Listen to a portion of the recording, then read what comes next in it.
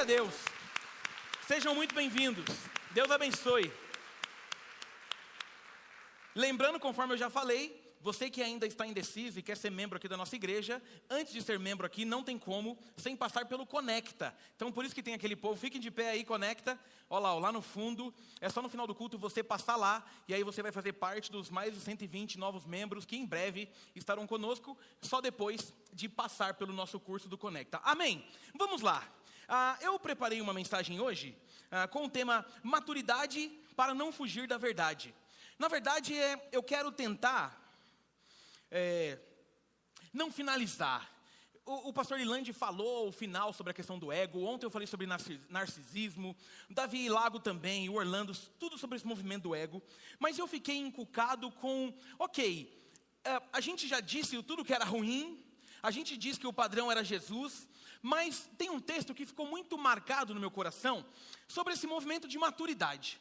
E por quê? Irmãos, eu tenho insistido em algumas coisas e eu sei, mas dentre as coisas que eu tenho insistido aqui nessa igreja, uma delas é que está na hora de voltarmos para o básico, está na hora de falarmos daquilo que é basilar para a fé cristã, porque a gente às vezes inventa muita moda, e esse congresso, sem qualquer tipo de demagogia, e eu não participei de nada, eu apenas fui convidado, recebi o tema e preguei, eu não dei pitaco sobre o tema, foi algo que chamou muito a minha atenção, como os jovens aqui da igreja se preocuparam com coisas relevantes, com questões que realmente são cruciais, Felipe, para a nossa fé cristã. E por que são cruciais? Porque eu gosto de insistir que a nossa maior luta na fé cristã é contra nós mesmos. Irmãos, tem coisas que não saem do meu coração. Por exemplo, depois que nós nos convertemos, o diabo não pode nada conosco.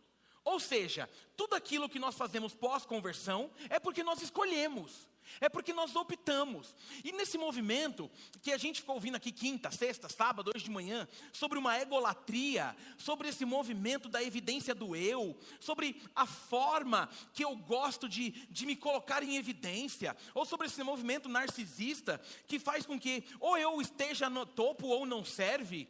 Eu saí daqui muito marcado com tudo que a gente ouviu. E quem participou, eu tenho certeza que saiu da mesma forma, tendo o nosso ego confrontado. Mas o nosso ego, não é que o nosso ego deva ser descartado, jogado fora, não existe. Porque o ego, em sua tradução mais similar, ego quer dizer eu, aquilo que eu sou. Então não é que a gente deva matar o nosso ego, a gente deve matar o egoísmo.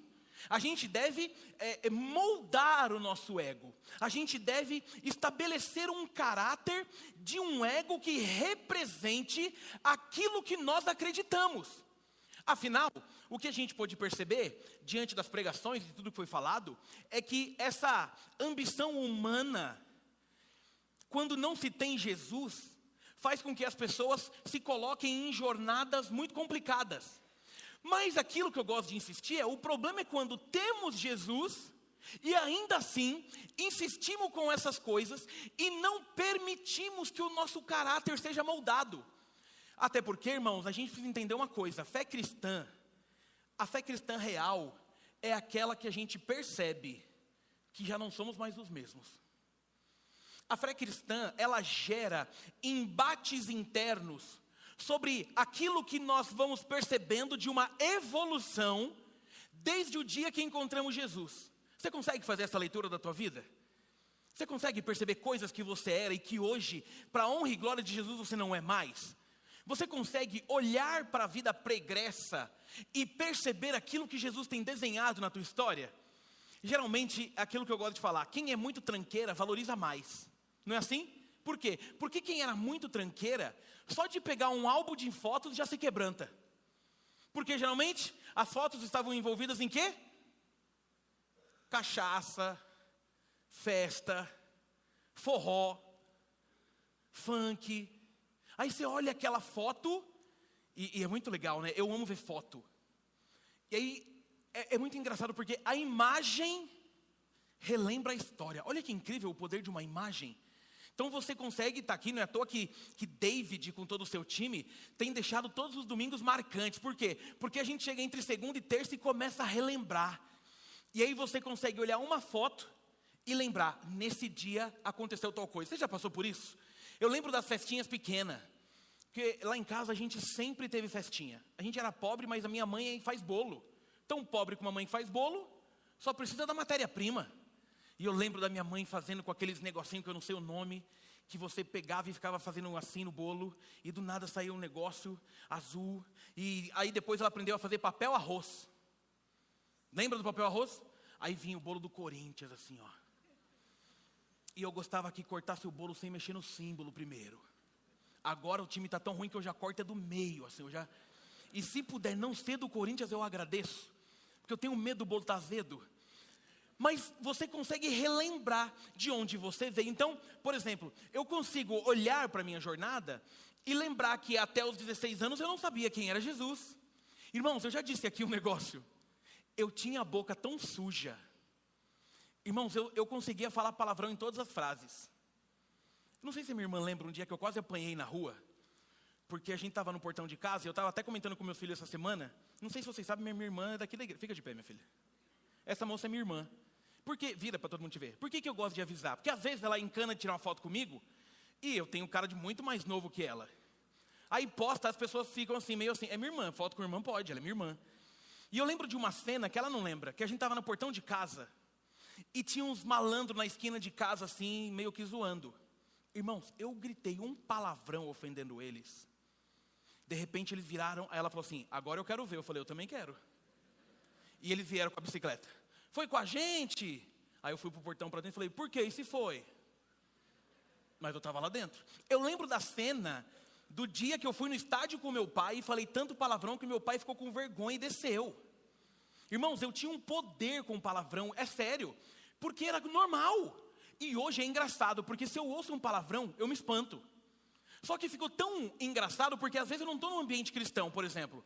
E a pessoa fala, não dá um negócio, tem a gente vai tipo assim, ó. Puxa. Você está conversando com o cara, ele solta o palavrão e faz um. Já não combina, não é? Já não orna. E eu sei que tem crente que fala palavrão, mas é bom vigiar. E, em especial você que tem criança em casa. A gente tem uma história na nossa família que meu priminho sabia falar tanto palavrão e perguntaram por que os indígenas foram dominados pelos portugueses. Se eu te contar a resposta dele, você me expulsa da igreja. Pequenininho, ele escreveu, porque os índios eram e colocou um palavrão. Só que a gente olha para isso, não é legal? Quando você percebe que não é mais o mesmo, Carlão. Mudou. Talvez você era cachaceiro, talvez você era jogava no bicho. Ainda existe jogo de bicho? Eu sou muito velho, né? Eu vou revelando a minha idade aos pouquinhos. É porque agora transformou tudo digital, né?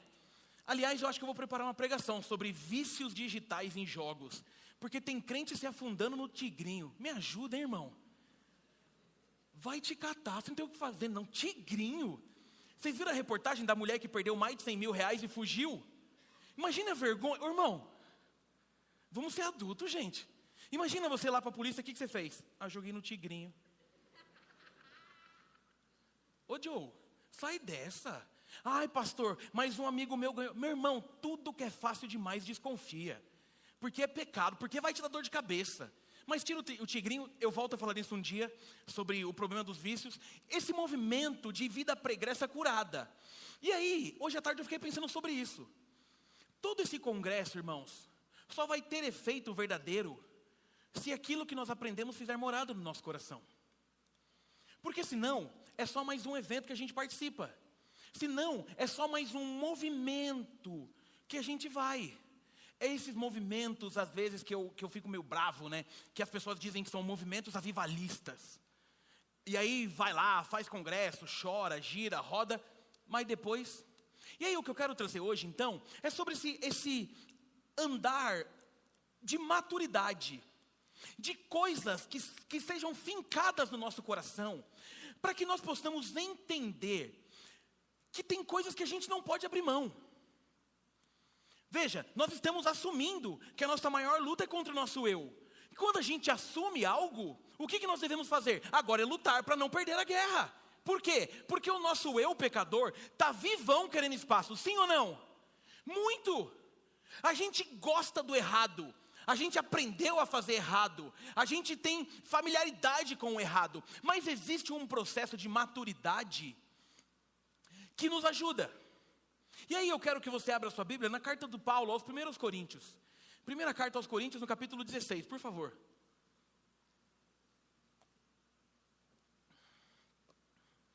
que eu vou trazer é uma receita que Paulo trouxe para aquela igreja,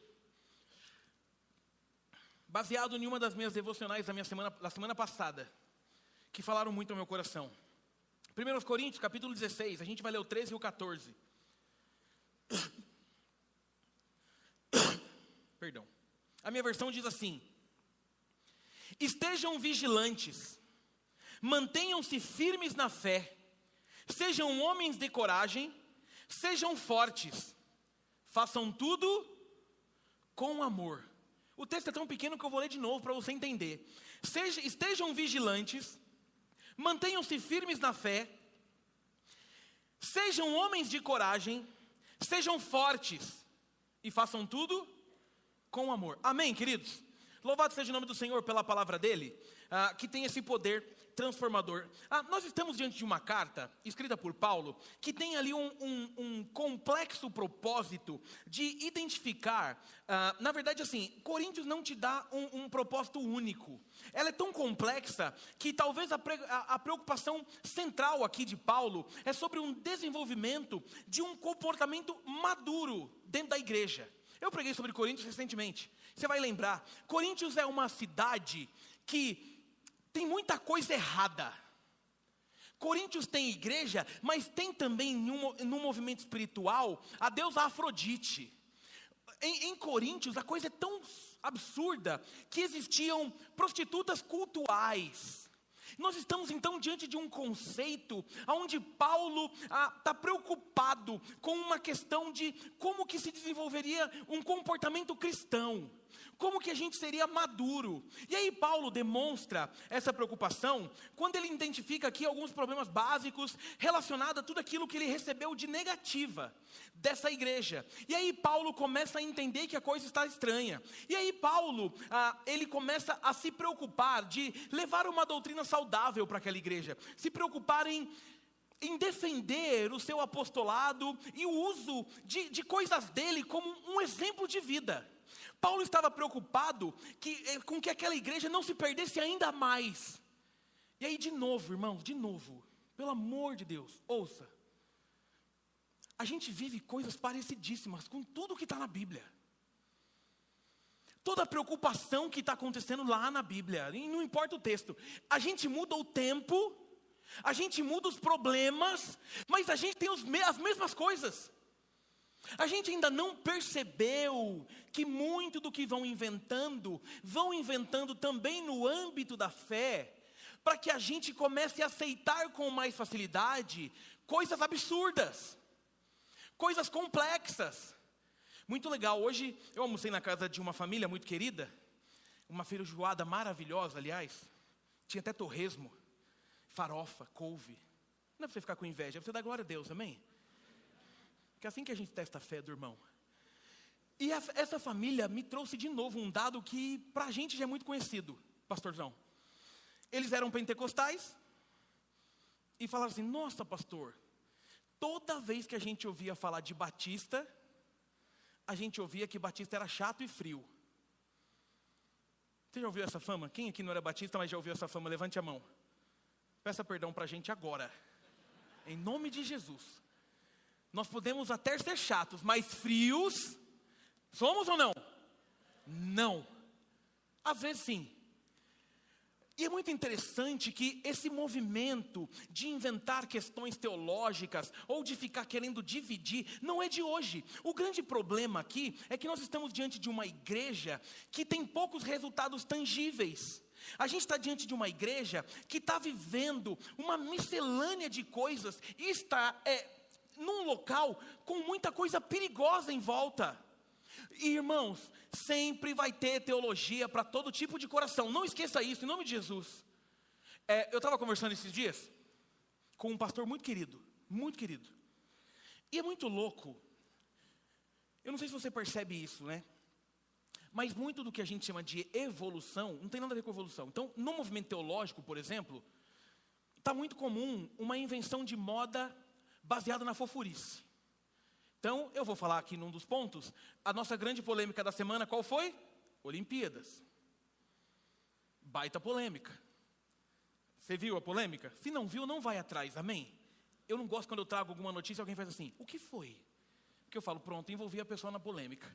Mas a grande polêmica da ceia.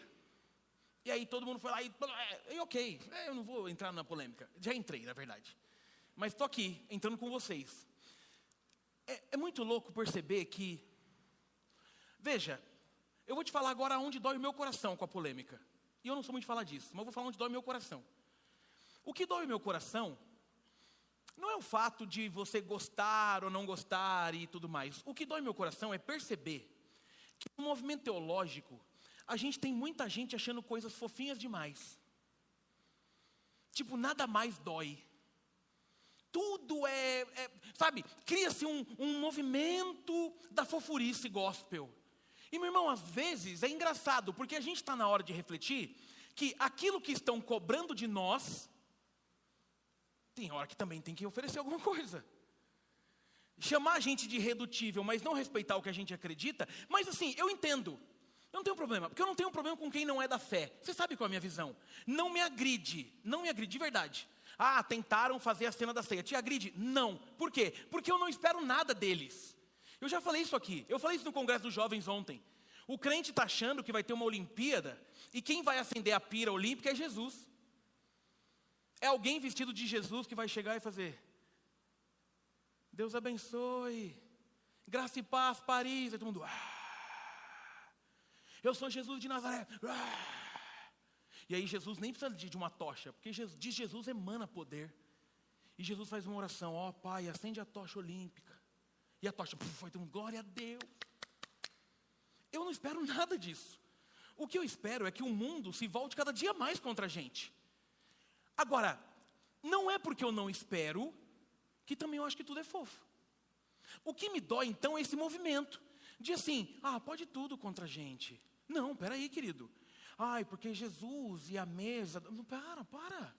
Meu irmão, nós precisamos entender que nesse movimento de maturidade, ou a gente tem profundidade bíblica, ou a gente fica para trás.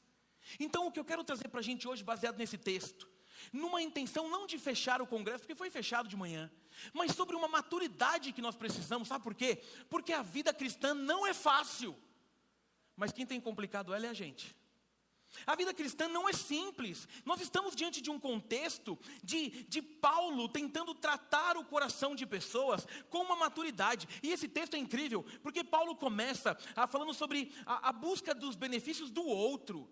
Paulo fala aqui sobre coleta no começo do texto. E aqui essa coleta visava os cristãos pobres ali na região da Judéia. Ele precisa trabalhar sobre generosidade na igreja de Corinto. Paulo ele começa a se preocupar com aqueles que ele tinha contato mais de perto. Ele enfatiza a presença dele em Corinto e a participação desse povo na sua vida de uma forma importante, e também que a presença dele em Éfeso era necessário. Paulo prepara o terreno para que Timóteo chega, ou seja, Paulo está preocupado com um monte de coisa que faça aquela igreja ter maturidade, que tem que ser o nosso foco, porque senão a gente fica entrando em qualquer briga, e na maioria das vezes a gente só entra em briga porque o nosso ego precisa ser inflado. E ponto. A gente gosta de treta porque quando eu entro numa polêmica eu também tenho uma representatividade. E não importa o lado que você esteja da polêmica, sempre vai ter gente para curtir o que você diz. Não importa o lado que você defenda, sempre vai ter um monte de gente te dando like. E aí a gente precisa medir o coração. O quanto tem a ver com o nosso ego, Orlando? O quanto tem a ver com aquilo que está dentro de mim?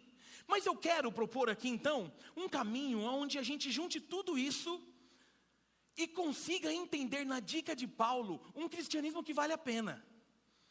Meu irmão, você ouviu que tem mais 120 pessoas chegando para a nossa comunidade? Você está feliz? Sim ou não? Talvez. A gente vai ficar feliz se esse número for de 120 pessoas que entenderam quem é Jesus e agora vão representar ele lá fora. Amém, queridos? Porque a gente não está aqui para ficar enchendo igreja. A gente está aqui para saquear o inferno. Amém? A gente está aqui para mostrar que Jesus é vida. A gente está aqui para tirar pecador do lamaçal. A gente está aqui para gerar esperança, sim ou não? A gente está aqui para fazer desse lugar um ponto de encontro entre quem? Jesus e o pecador. Porque senão é tudo marketing. Porque senão é só foto. Porque senão é só o meu nome se envolvendo em coisas aí de que agora eu sou pentecostal, agora eu sou não sei o quê, agora eu sou judeu, agora eu sou sei lá. Hoje eu falei sobre o jogo do tigrinho, vai sair que agora eu jogo no tigrinho. A maturidade vai fazer com que nós sejamos firmes naquilo que o Senhor tem tratado no nosso coração. Amém, igreja? Então eu quero ser aqui fiel ao texto, olhando para toda essa dica que Paulo está nos dando. Dicas que são de curtas ordens. Dicas que são fáceis de entender, mas que nós precisamos colocar em prática, para que tudo aquilo que Deus colocou no coração do nosso líder de jovens, junto com o seu time, faça efeito na nossa jornada, para que nós possamos ser fiéis representantes do reino de Jesus, fazendo a diferença por onde quer que Ele nos mande. E a primeira dica é que o texto vai começar dizendo: estejam vigilantes. Irmãos, o primeiro comando é sobre essa questão de vigiar. E aqui Paulo está alertando sobre todos estarem atentos às lutas da vida e também atentos a uma questão escatológica.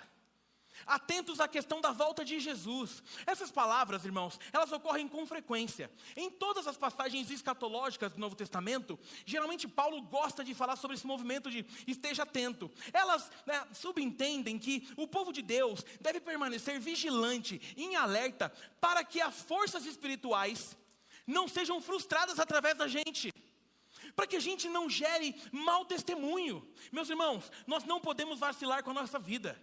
Jesus, em Mateus capítulo 26, quando ele sai para orar com alguns discípulos, e ao voltar, ele fala sobre a importância de vigiar. Por quê? Porque os seus discípulos estavam dormindo. Em Mateus 26, 41, o próprio Jesus diz: vigiem e orem, para que não caiam em tentação. O espírito está pronto, mas a carne é fraca. Meu irmão, o processo de vigilância não pode vacilar. O nosso coração é uma fábrica de ídolos. Eu falei isso ontem no congresso e vou repetir aqui. Por muito tempo nós criticamos os católicos por terem ídolos. E agora nós estamos com o nosso coração repleto de ídolos. E geralmente nós somos o primeiro ídolo do nosso eu. Enquanto eu escrevia essa pregação, eu ficava pensando que o nosso coração é como se fosse um caixa eletrônico de uma cidade perigosa. Você já viu caixa eletrônico em cidade perigosa? Se você vacilar, alguém explode. Não é assim? E o que você tem que fazer para que não estoure? Está sempre vigilante. Meu irmão, se a gente não prestar atenção com o que está aqui dentro e não vigiar 7 dias por semana, 24 horas por dia, certamente o nosso coração vai ser saqueado, fazendo com que o pecado tome conta daquilo que ele tem e daquilo que ele é. Por quê? Porque nós estamos fadados a uma vida de pecado. E se não fosse Jesus, não mudaria. Mas nós ainda nos lembramos como é prazeroso pecar. E aí deixa eu te contar uma coisa. Nós precisamos estar atentos, sabe quando, irmãos? Sempre. O que tem feito a igreja de Jesus ser frágil é não vigiar. Estar vigilante não pode ser opcional. Por quê? Porque sempre que a gente quer aprontar, o diabo tem algo para oferecer. Mas a gente só aceita se quiser. Então não adianta vir em congresso. Se não vigia o coração, você só perdeu dias da tua vida e noites da tua jornada. Nós precisamos entender que sem vigilância, a nossa vida inteira está fadada ao fracasso. Sabe o que eu vim pensando? Os pensamentos de um pregador. Que a gente podia fazer a noite do testemunho, não aquelas que eu já falei várias vezes, porque tem testemunho da cura e tem o testemunho que deu errado, que para mim é um sonho ter o testemunho de quem fala assim, tipo o que eu trouxe domingo passado da menina, lembra? Deu tudo errado, mas Jesus está com a gente. Mas eu queria que a gente, mas não vou fazer, evidente. Imagina uma noite de testemunho sobre causa e consequência. Às vezes é bom a gente ouvir um pouquinho. Gente que chega, mas tem que ser corajoso, né? Gente que pega o microfone e diz assim, então igreja, tudo bem? Meu nome é Cezefredo, eu sou crente, mas teve um dia que eu resolvi dar um pulinho lá fora, irmãos, acabei com tudo. E contar as consequências. Irmãos, eu estava vendo na internet é um negócio de doido. Quando eu era pastor em Paraisópolis, isso foi até 2019, olha como é a vida. Eu recebi um casal, por conta de uns amigos meus, porque esse casal estava com um filho bebezinho na UTI, nas últimas. E aí meus amigos fizeram a ponte e falaram assim, pastor, você consegue ajudar e tal? Eu sei que na tua igreja, eu falei, claro que eu ajudo. Irmãos, eu já disse aqui, quer me derrubar é qualquer coisa com criança. Não sei se é porque meus filhos são pequenos, mas eu tenho dificuldade. Mas eu fui, eu só tinha Helena na época. Cheguei na UTI, você já viu uma criança entubada? Irmãos, é isso aqui, cheio de fio, cheio de coisa e tal. Mas eu fui na autoridade do Espírito Santo, porque por mim eu estava arrebentado. E eu lembro que eu fui lá e orei, e tentei consolar a família, e tudo mais, e tal. E aí falei para a igreja inteira orar. E era um casalzinho, além de bonito na estética, um casal bem de vida. Você via até pelo nível do hospital. Né? Esses dias eu fui no hospital com o Tiago, que a porta abriu de um jeito que nós dois parecíamos dois pangaré pobres. A gente fez, eita! A porta era gigante de vidro e abriu assim, irmãos, ó. Porque eu já vi porta abrir de lado, né? Não, a porta abriu assim, a gente fez, Esse hospital é igualzinho. Meses depois, vai a família inteira na igreja com um filho saudável. Glória a Deus, cultão, culto top. E aí não tem como a gente não ficar impulsionado, não é verdade?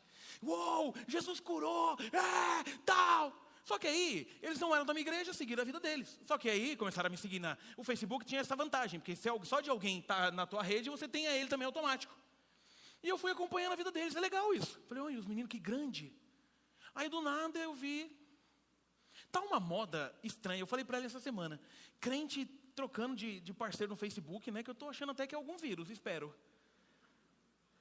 Essa semana, 2 pessoas que a gente conhece da antiga, está num relacionamento sério. Eu chamei a ela e falei, amor, o fulano não era casado não?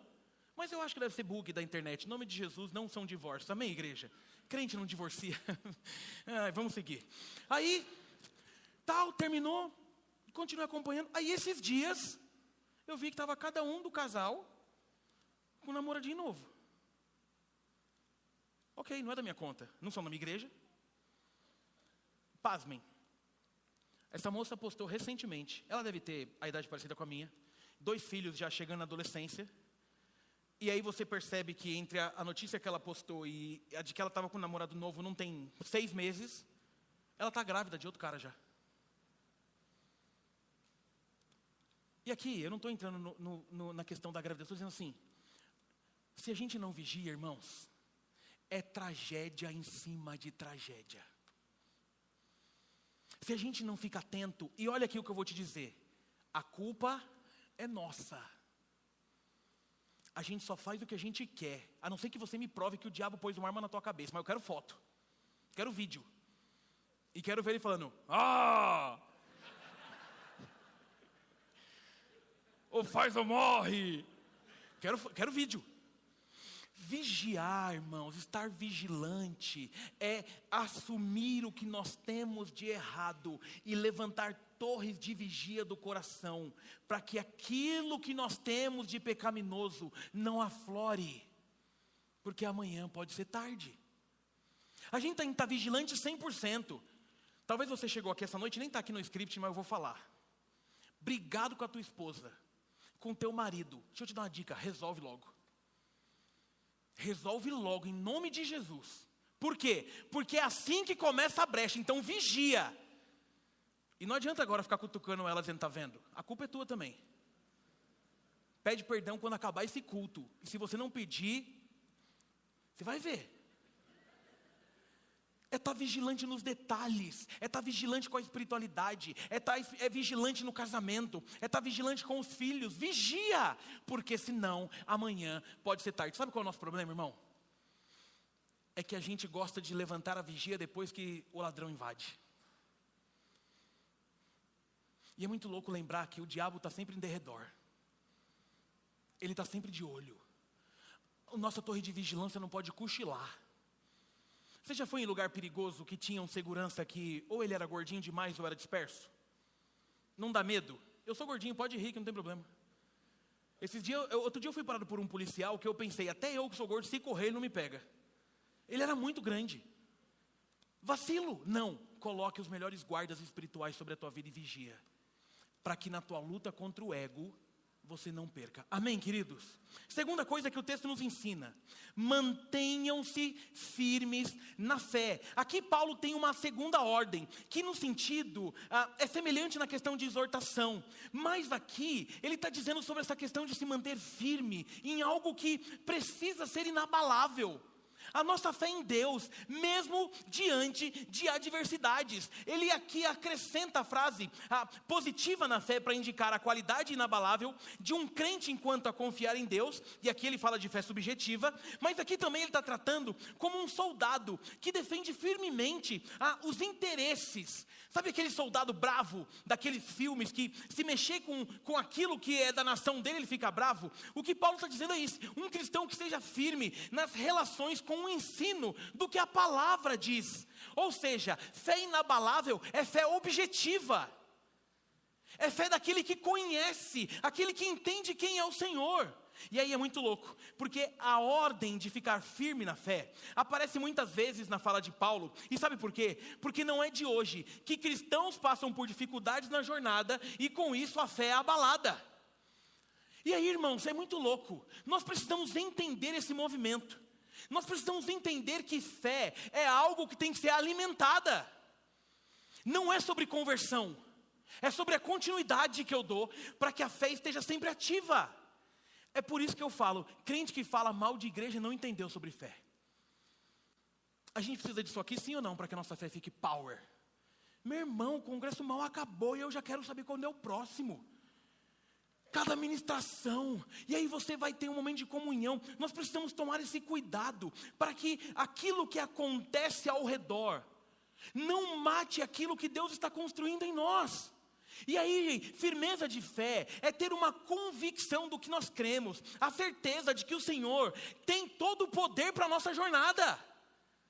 Porque sem fé, a gente para de vigiar. Olha a sequência que louca.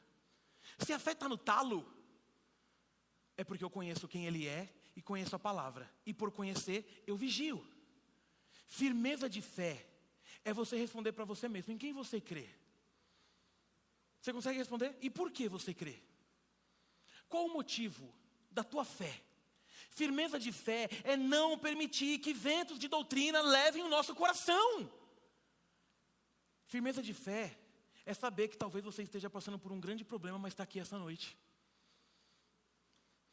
Firmeza de fé é lembrar todos os dias quem eu sirvo. É só assim que a gente continua a jornada, irmão. É só assim que a gente tem força para continuar. Lembra do que eu falei da menina da semana passada? Irmãos, eu contei só um dos testemunhos da semana passada. Eu não contei o outro, os muitos outros. Mas teve uma menina, que eu falei da menina que caiu do quadriciclo, não, né? Eu contei só para quem foi na minha gabinete. Olha a fé daquela menina, é outra. A menina chegou para mim num acampamento que eu estava semana passada e falou assim: pastor, sabe por que eu estou aqui? Eu falei: não. Ela falou: porque Deus opera milagres. Eu falei: que lindo, já gostei do começo. Qual foi o milagre, minha filha? Pastor, eu estava no sítio, família rica, na fazenda do meu pai. Caí de quadriciclo, bati a cabeça, trinquei o crânio, estourei o tímpano e eu pensando: o milagre vai chegar em algum momento. 14 anos. Aí eu falei: E aí eu moro no Maranhão, só que eu estava no sul, porque ela tem casa nos dois. E porque ela trincou o crânio, não pode pegar avião. Como não pôde pegar avião, ela não pôde voltar para casa. Como ela não pôde voltar para casa, ela estava no acampamento.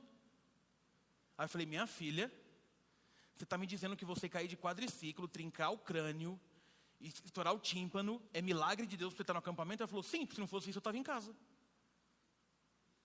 Eu falei: o Deus de você eu tenho um pouquinho de medo. Mas uma firmeza de que Deus não perde o controle da história. Meu irmão, tem assunto que a gente vai ter que insistir aqui. A igreja está crescendo, está tudo legal, mas nós continuamos tendo problemas. Quem teve problema essa semana aqui? Levanta a mão. Ixi, se eu contar todos que eu tive, velho. Tanto de boleto que chegou essa semana, eu falei: Jesus amado, mano. Mas a firmeza de fé move o nosso coração para que nós não fiquemos vulneráveis às questões secundárias da vida.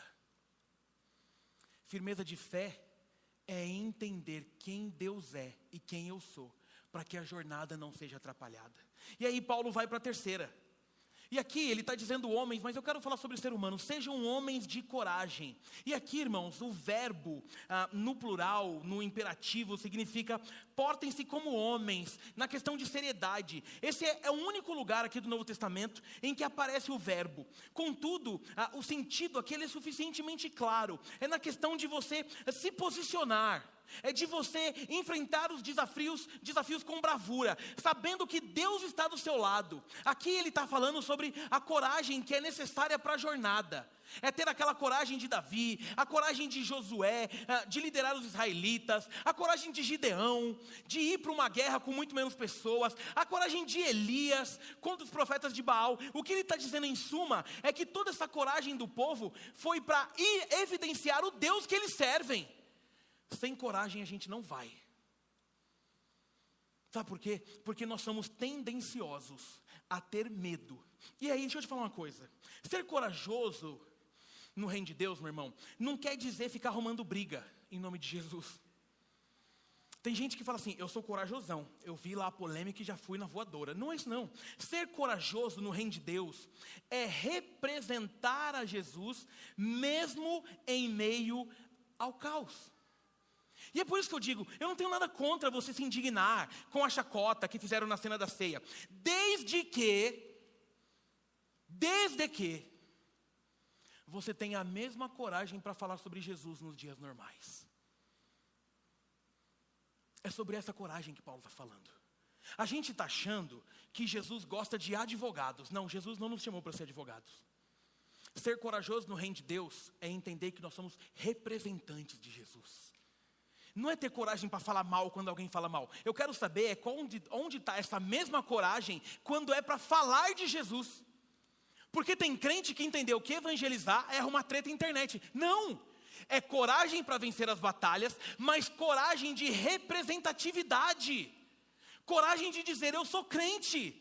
Coragem de mostrar para o mundo. Porque aí vem a parte top da vida.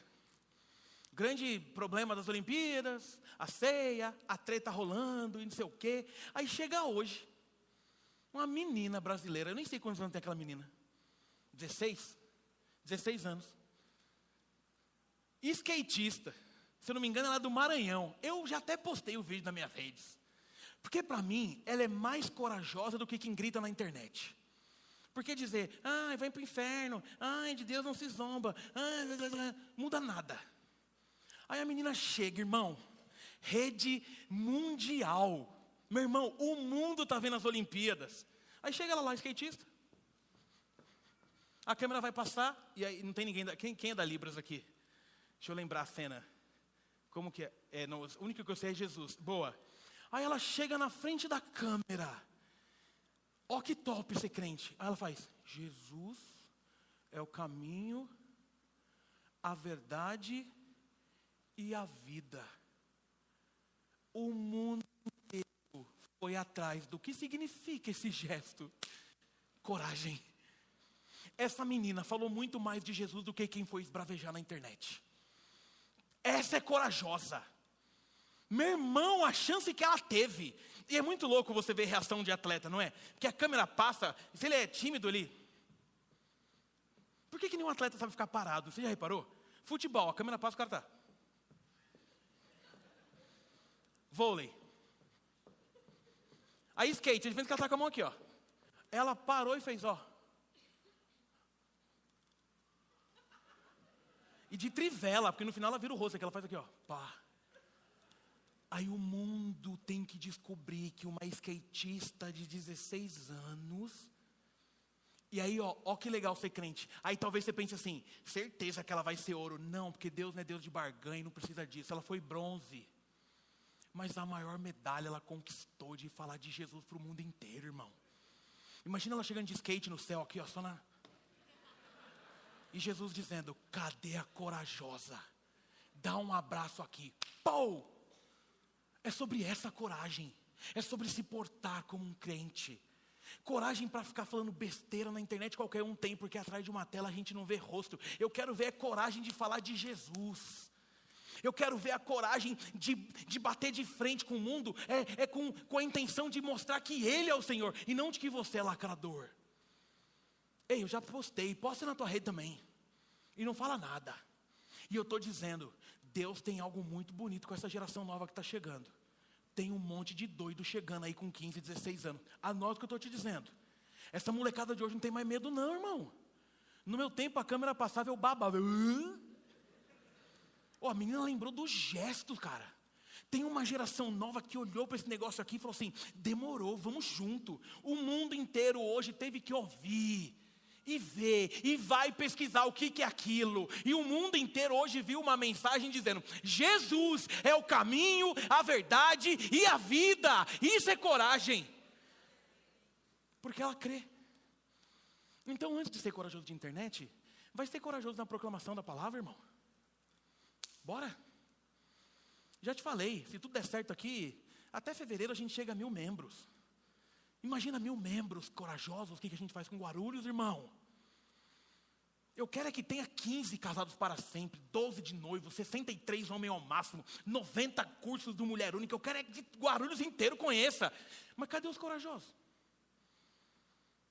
Na internet? Bora pra cima, filho. 2 dedinhos no guache preto, passa no rosto e estamos na guerra. É sobre isso, é sobre você falar, Jesus, agora que o Senhor moldou o meu ego, me permite fazer a diferença, me usa. Eu achei muito legal, porque alguém me contou que, eu acho que ela está aqui. Cadê a menina que ganhou uma caneca hoje aqui? Cadê? Pior que ela morre de vergonha, né? Foi você, né, querida? Me falaram, eu não sei se é verdade, então é bom te perguntar, de que você conheceu nossa igreja pelo louvorzão no lago? Irmão, ela está aqui por causa do louvorzão no lago, filhão. Os meninos aqui da juventude foram para o lago. Você mora ali perto do lago? Não precisa ficar com vergonha não, a gente é legal. Não olha para ela não que ela está com vergonha, olha para mim. Está todo mundo me olhando. Fecha o olho, igreja, vamos conversar. Você tá vindo aqui direto agora? Está gostando? Está feliz? Ama Jesus? Quer ser parte da igreja com a gente? Olha aí que lindo, gente. Glória a Deus. Está morrendo de vergonha, agora ela morre. Calma, acabou. Essa é a coragem que eu quero ver.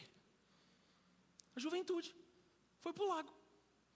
Louvorzinho, pregação. A gente já trouxe isqueiro, cigarro, agora tem uma jovem maravilhosa andando com a gente. Essa é a coragem que eu quero ver. Está entendendo onde eu quero chegar? É sobre tratar quem eu sou para evidenciar quem Ele é. É sobre mudar o que eu tenho de ruim para que o nome dele apareça. E aí Paulo vai concluindo, sejam fortes. E aí nessa série de 4 comandos, este último é meio que um sinônimo do interior, mas é numa voz passiva, que o verbo aqui significa ser fortalecido mediante experiências que Deus prepara para nós enquanto crente. É sobre ser forte para aguentar o baque, é sobre ser forte para sofrer as lutas. E aqui é entender a força. Eu quero trilhar essa força de 2 formas. A primeira é sobre a força de lutar por trilhar um caminho na contramão do mundo. Porque ser corajoso e ser forte é entender que as Olimpíadas não são de Jesus. E que eu vou ter que aprender a ser chacoteado. É entender que às vezes vai vir gente aqui do lago, mas às vezes vai ter gente que vai rir da nossa cara. É ser forte na questão da pressão. E a segunda coisa que a gente consegue é sobre essa forma de uma resiliência diante do pecado. De voltar a ser o que fomos projetados para ser. E de ser forte na luta, representando Jesus de Nazaré. Seja forte e corajoso. Seja forte e corajosa. Permita que do Senhor emane toda a força que você precisa para seguir a jornada. E aí eu concluo com a última parte, que é o último verso, que está no 14. Façam tudo com amor. O grande detalhe é que Paulo sela todas as atitudes com aquelas que deve ser a principal entre nós. Meu irmão, não é sobre guerra, não é sobre luta agressiva, não é sobre qualquer virtude regido por um ódio, não, é tudo isso que Paulo está dizendo para a gente fazer, é fazer baseado no amor, porque esse é o detalhe do cristianismo. Aquilo que nós fazemos, se não for por amor, as intenções são incorretas. A gente quer ser corajoso, a gente quer ser forte, a gente quer ser vigilante, porque nós amamos ao Senhor, fomos amados por Ele, e agora distribuímos esse amor por onde a gente passa. Por isso que eu vou insistir. Nós não somos o time da guerra. Nós somos o time que trata com amor, inclusive os nossos inimigos. Amém, queridos? O que nós queremos de verdade, ou deveríamos querer? É que todo aquele povo da mesa da ceia conheça Jesus. Aí eu vi um post antes de vir para cá, a pessoa dizendo assim, parece que acabou a energia nas Olimpíadas. É isso mesmo? E aí a charge é Jesus no quadro de força desligando a energia. E a pessoa escrevendo, isso é o que dá mexer com Jesus. Eu fico imaginando esse Jesus que é meio mimadinho, sabe? Falar, vai fazer a ceia? Acabou a energia. Não. Isso não tem nada a ver com Jesus. Jesus está dizendo para a gente ser o que a gente é em amor, porque quem está lá fora não é nosso inimigo, é nosso alvo. Eu quero que aquele povo todo conheça Jesus. Eu quero ouvir testemunho dizendo, um dia eu fui brincar com essas coisas na televisão. Eu estava lá na ceia lá das Olimpíadas, só que agora eu participo da mesa do rei, aleluia.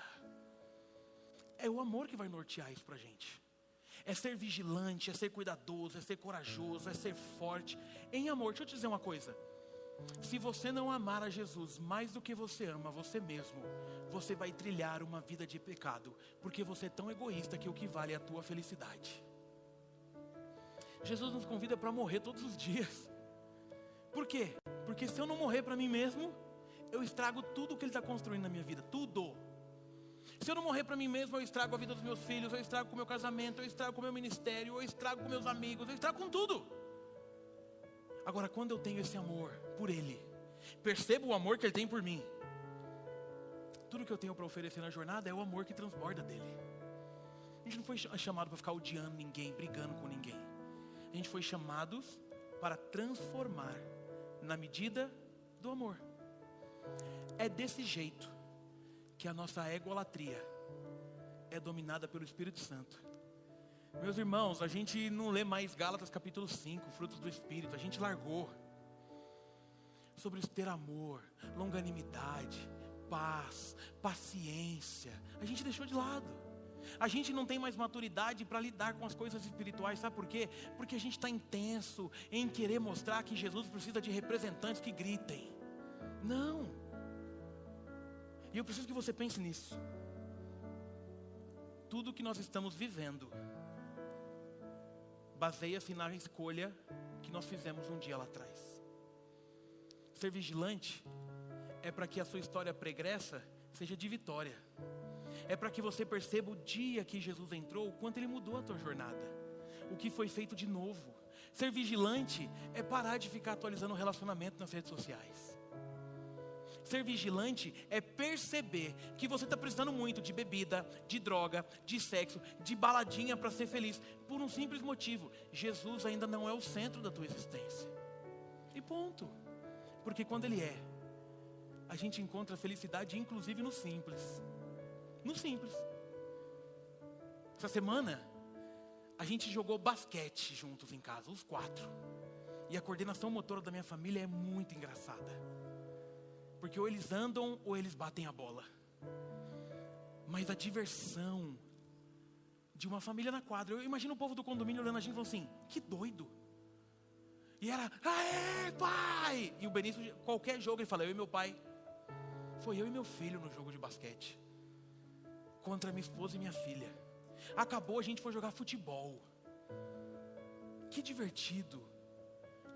É porque a gente vai aprender a colher o que a gente planta quando a gente está de olho nas questões espirituais que realmente importam. No esvaziar do meu ego, eu preciso lembrar todos os dias que os meus filhos precisam de mim para ser feliz.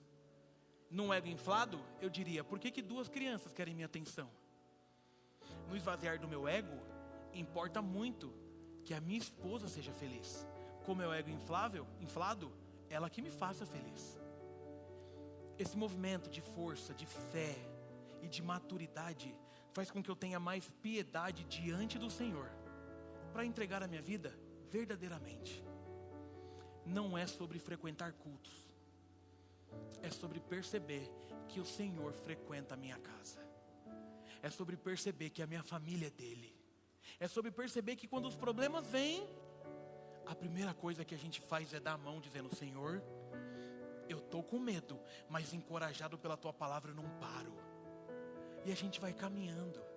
Desse jeito, a gente consegue mostrar para o mundo que Jesus é o caminho, a verdade e a vida. O restante, Ele vai gerar nos nossos corações. Amém, queridos? Quero orar por você. Feche seus olhos, por favor, para que eu possa orar. Quero orar por você, pela tua fé, pelo teu conhecimento, pelas tuas lutas, pela forma que você tem vivido. Talvez você tenha feito da igreja apenas um ponto de encontro do domingo, um clube social. Você não tem vigiado. Quero orar por você que, por falta de vigiar, está entrando em caminhos tortuosos, e o Senhor vai revelar no teu coração quais são. Quero orar por você que essa noite vai sair de grupos indevidos de WhatsApp, vai parar de ficar curtindo foto de quem você não deve.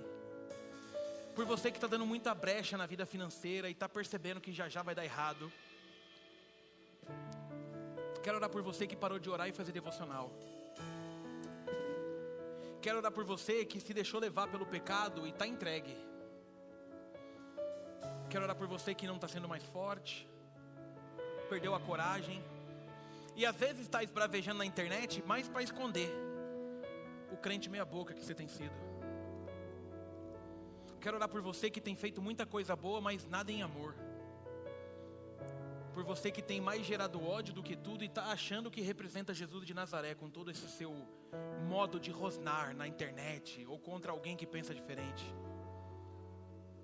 Quero orar por você que está destruindo a vida não só sua, mas da tua família, dos teus filhos,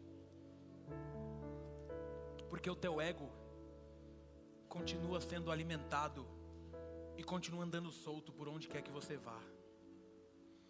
Quero orar por você que está com planos de destruir teu casamento. Quero orar por você que está se achando muito e não respeita mais o que o Senhor diz, e o que importa é você ser feliz. Quero orar por você que está cansado na fé, que deixou as lutas serem maiores do que os milagres que você já viveu, inclusive o milagre da salvação. Quero orar por você que está dizendo nessa noite que não quer mais se conformar com uma vida meia boca, mas que quer que o Senhor ande contigo todos os dias da tua vida. Quero orar por você que faz parte do time do amor, que por muito está sendo chacoteado por aí, mas que está mais disposto em falar quem Ele é do que bater naqueles que são diferentes. Jesus, usa as nossas vidas, nos ajude a ter maturidade de fé, nos ajude a honrar o que recebemos através do Senhor naquela cruz. Nos ajude a combater tudo aquilo que a gente aprendeu no congresso, com maturidade, vigilantes, com força, com vigor, com coragem, em amor, fazendo com que a Tua vontade prevaleça sobre nós, que possamos construir a nossa jornada na Tua presença, que possamos viver de acordo com o Teu querer, que possamos fazer dos nossos lares lugar de milagre, que possamos olhar a nossa história pregressa e perceber a evolução depois que encontramos o Senhor, que possamos ser purificados pela Tua palavra, que possamos fechar as brechas que o diabo tem tentado achar para entrar, que possamos perceber que a nossa carne é fraca e que se a gente não vigiar vai dar ruim, que possamos perceber a nossa luta contra o nosso eu todos os dias, que a nossa egolatria, o nosso egoísmo, o nosso narcisismo caia por terra e que Jesus reine nos nossos corações. Abençoe nossa jornada. Aqueles que chegaram fracos, desanimados, gere vida e vida em abundância. Gere recomeço, transformação. E continue falando conosco, Jesus. Obrigado por não desistir de nós. Nós queremos Te servir da melhor maneira possível. Que o amor de Deus, nosso Pai, a maravilhosa graça de Jesus e as doces consolações do Espírito Santo de Deus sejam sobre nós e sobre todo o povo de Deus na face da terra, agora e para todo sempre. Amém. Deus abençoe, boa semana, e a gente